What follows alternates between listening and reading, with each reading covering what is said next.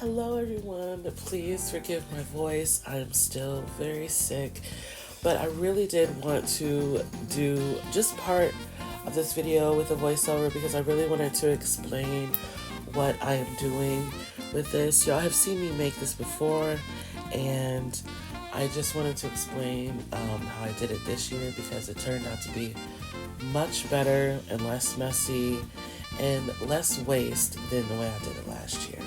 Last year, I just kind of cut into the fabric, and in doing so, I chopped off a lot of the fur. The fur was uneven in a lot of places, but this time I am using an exacto knife just to cut the fibers at the back, and it avoided the fur in the front.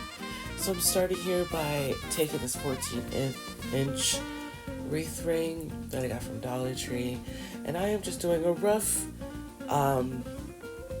estimate of about 2 inches away from the inside of the ring and the same on the outside of the ring. That way we can just fold that over and it will cover up the wreath ring completely.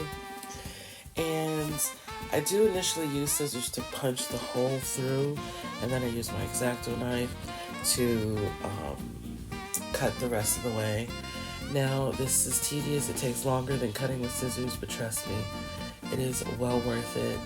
You're not going to be completely covered in fur. And I got this fur, by the way, from Hobby Lobby, as I did last year. And yeah, so that I know I sound gross. I know I sound gross, but I really wanted to explain that to y'all. I'm going to let this video play with music. I won't be speaking anymore because I know y'all like, ugh, girl, what is wrong? I hope y'all are enjoying your holiday season so far. Unfortunately, mine started off with an entire household of sick people, myself, my husband, our 3 children. So we're going through it right now, but you know what? Y'all hang in there. Let me know what y'all think about this method instead of just chopping it the way I did last year. So head on to the comment section and let me know what y'all think. And I will catch you in the next one. All right, bye.